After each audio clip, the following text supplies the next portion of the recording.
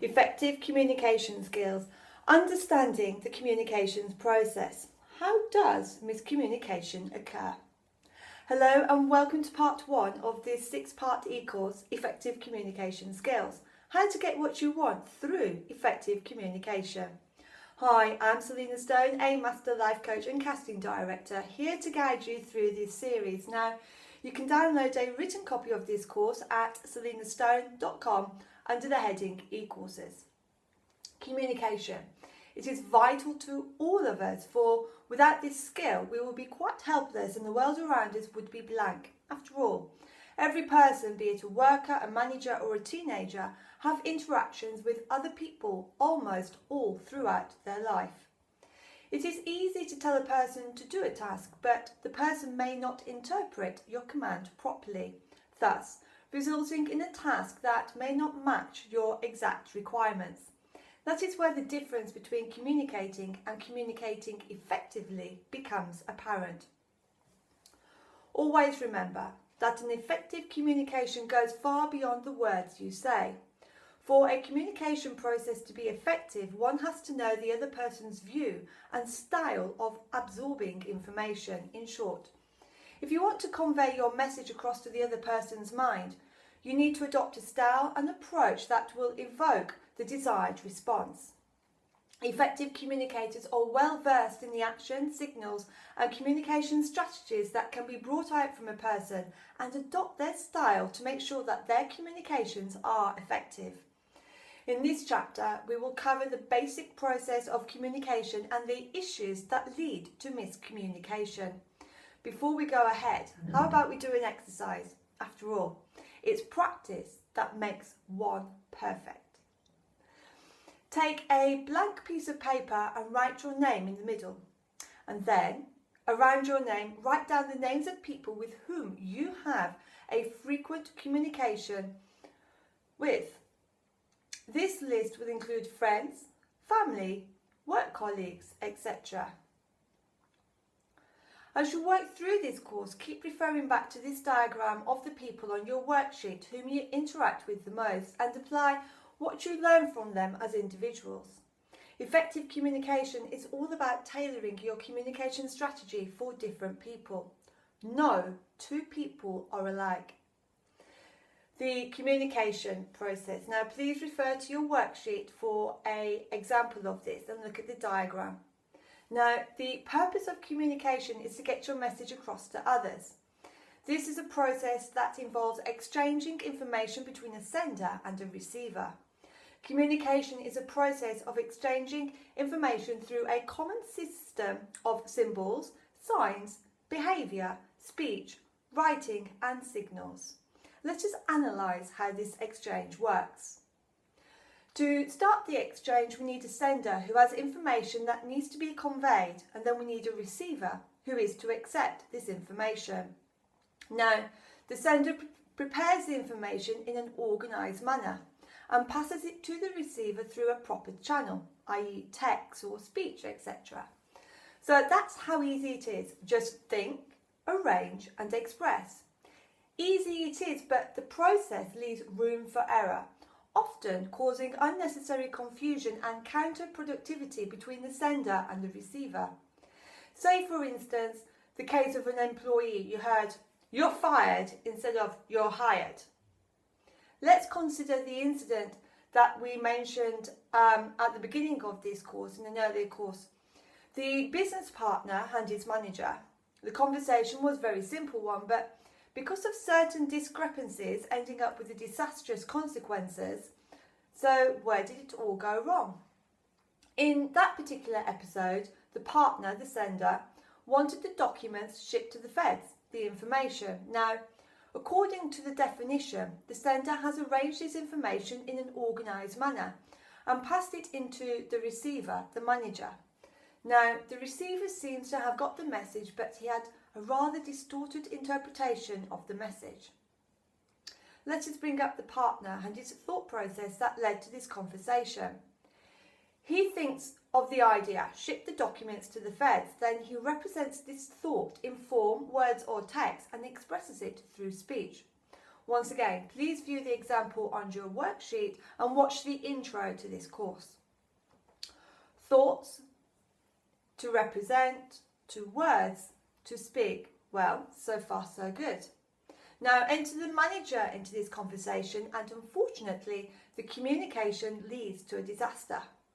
The manager receives the message and he interprets ship as rip and fed as shred, and comprehends the message as rip the documents to shreds. He receives, he interprets, he understands, and his thoughts. Here, the information underwent a total change during the receiver's interpretation. This misunderstanding of information could have happened due to the internal filter system of the person or the environment in which the information exchanges took place. Now, what is an internal filter? The name may sound new, but internal filters are a vital system for every one of us. The internal filter within each person decides the way we look at the world. These filters are basically sensory input channels like visual system, auditory system, and kinesthetic system. Here's an idea of what these input channels do. The visual system helps us study and analyse the body language and the physiology of others.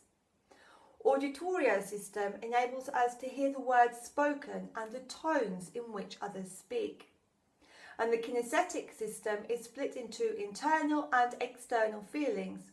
Internal feelings include feelings like hunger, stress, tension, comfort, pleasure, etc.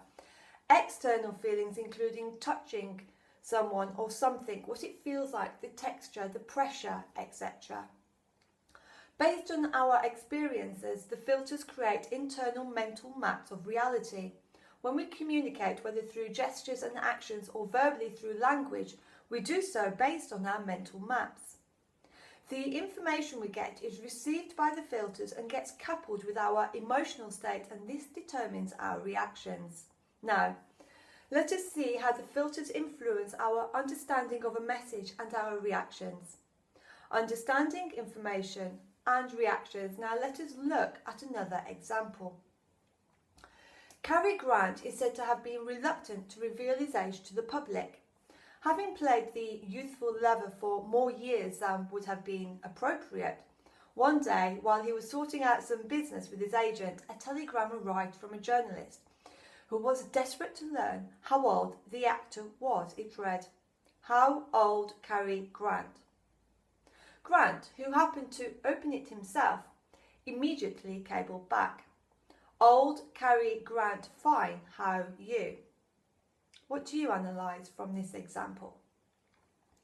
It looks like Cary Grant got the message clearly, but he deduced the question's purpose and answered it in a totally different manner. Now, how did that happen? When we get information, it is analysed and modified in our mind in relation to the ideas and thoughts that linger in our mind. So, when a person receives a message, he or she interprets the message in their preferred wording and language. Our understanding is mainly influenced by certain filters, to be precise, 6, which goes in this order: language, metaprograms, belief systems, values, memories and decisions. Now, let us take a deeper look into these filters that run our think tank. First of all, let's define language. Language helps us to recognise words depending on whether we understand them in the first place and our previous experience of using them. Our usage and understanding of words will be decisive in interpreting a message. For example, the term, "How old Cary Grant?" was a journalist's query about Cary Grant's age, but the latter understood the message as a query about his health. Now let's define metaprograms.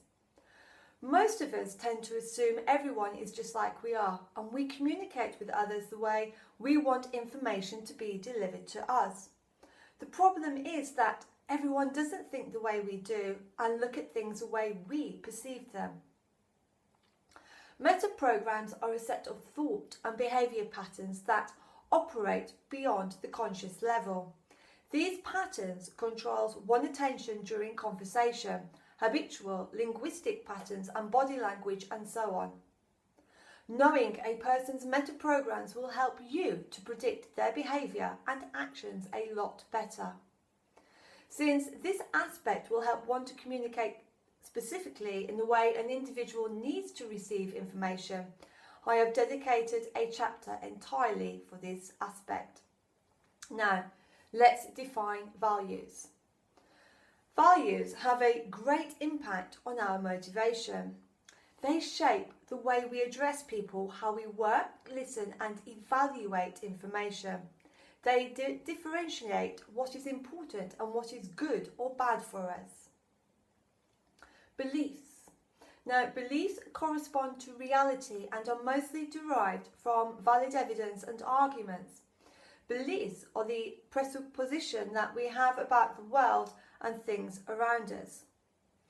During a communication, it is important to know one's beliefs, as many of the views that come up during conversation is based on certain sets of beliefs and preconceived notions. After all, you do not want to talk about Hitler's ideas and his book when conversing with literature with a Jewish friend. Define memories. Well, this filter is all about our recollection of past events. Memory plays a very important role in human communication. It helps to maintain the thread of conversation. It ensures that topics are fully disclosed. Moreover, experiences help us react and give feedbacks, whether negative or positive, to certain topics during a conversation. For example, if a budding tennis player was to ask Pete Sampras, "What is so good about Wimbledon?" Sampras would be pleased and would be very happy to share his experiences. Now, if the youngster asks him about the French opera, Sampras will probably say, "It is tough to play in French opera. Clay surface is not as comfortable as grass surface." Here, Sampras, a record 7-time winner at Wimbledon and the French Open struggler, would always have rather bad memories of the French Open, while Wimbledon will always be cherished by him.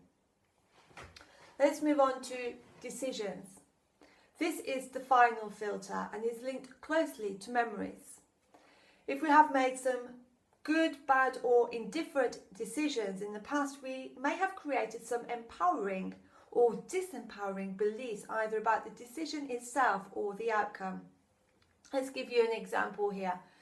If a woman has had a particularly bad relationship with a man, she may say that all men are the same. "I never want to get into a relationship for a long time."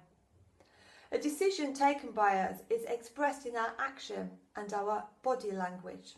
So, how does miscommunication occur? Once information has been analysed through our filters, there will be a distortion of information due to deletion, as we only pay attention to certain aspects of the information that can be linked to our experiences. This leads to misrepresentations of the information and unexpected feedback, thus resulting in miscommunication. Most of us generalise information when we draw conclusions that may be sufficiently different for other people to understand. If we look at the earlier mentioned example of the woman, we see she has generalised all men as bad, as maintaining a good relationship. This is obviously not the case with all men, for if it was, then the world would be one hostile place to live in. Well, I think it's time we wrap up this chapter. Before we go into the next session, let us do a recap of what we've learned and refresh our memory with a few exercises. We receive information via one of our senses. Our filters then determine our internal representation of that event. It is our internal representation that puts us in a certain state, and this in turn creates our physiology. The state in which we find ourselves will determine our behaviour or reaction to what happens around us. So here comes a few exercises. 1. Appreciating your own values and those of others. Now write down all the values and beliefs you have. For example, what things you want to experience and have: success, freedom, adventure, security. Then write a list of the things you want to avoid: rejection, pain, failure, boredom. Now have a look at your list and do the same thing for the people who you communicate to the most.